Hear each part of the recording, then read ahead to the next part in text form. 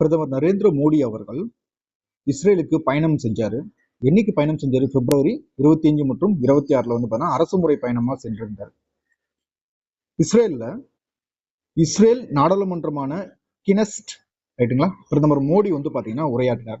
எப்படி நம்ம ஊர்ல பார்லிமெண்ட் இருக்குதோ நாடாளுமன்றம் சொல்றோம் இல்லையா, அதே மாதிரி இஸ்ரேல்ல என்னன்னு சொல்லி அழைப்பாங்கன்னா கினெஸ்ட் அப்படின்னு சொல்லி அழைப்பாங்க. இது டைரக்டா கேள்வி கொஸ்டினா வரலாம். இஸ்ரேல் நாடாளுமன்றம் எவ்வாறு அழைக்கப்படுகிறது அப்படின்னு கேட்கலாம். இல்ல கினெஸ்ட் என்று அழைக்கப்படும் நாடாளுமன்றம் எந்த நாட்டில் உள்ளது அப்படின்னு கேட்கலாம். ரைட்டுங்களா?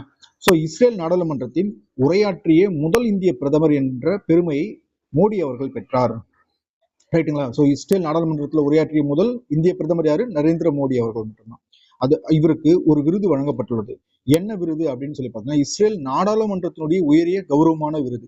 ரைட்டுங்களா? கினஸ் சபாநாயகர் பதக்கம், ஸ்பீக்கர் ஆஃப் த கெனஸ்ட் மெடல் வந்து பார்த்தீங்கன்னா வழங்குறாங்க. முக்கியத்துவம் பாருங்க, இந்த விருதை பெறும் முதல் உலக தலைவர் பிரதமர் நரேந்திர மோடி ஆவார் என்பது குறிப்பிடத்தக்கதுன்னு சொல்லியிருக்கான். ரைட்டுங்களா? சோ இஸ்ரேல் நாடாளுமன்றத்தினுடைய கினஸ்ட் சபாநாயகர் பதக்கம் முதலில் யாருக்கு வழங்கப்பட்டது அப்படின்னு சொல்லி பார்த்தோம்னா திரு நரேந்திர மோடி அவர்களுக்கு தான் வழங்கப்பட்டது. கூட்டு நடவடிக்கை பாருங்க, இந்தியா இஸ்ரேல் இடையிலான பாதுகாப்பு மற்றும் பயங்கரவாத எதிர்ப்பு நடவடிக்கைகளை மேம்படுத்த இந்த பயணம் முக்கிய அடித்தளமாக அமைந்தது. ஸோ இதுதாங்க முக்கியம். ஸோ என்ன தீம் அப்படின்னு சொல்லி பார்த்தோம்னா பாதுகாப்பு, ரைட்டா, அப்புறம் வந்து பயங்கரவாத எதிர்ப்பு. ஸோ இதுதான் வந்து பார்த்தோம்னா மேம்படுத்த இந்த பயணம் முக்கிய அடித்தளமாக அமைந்தது.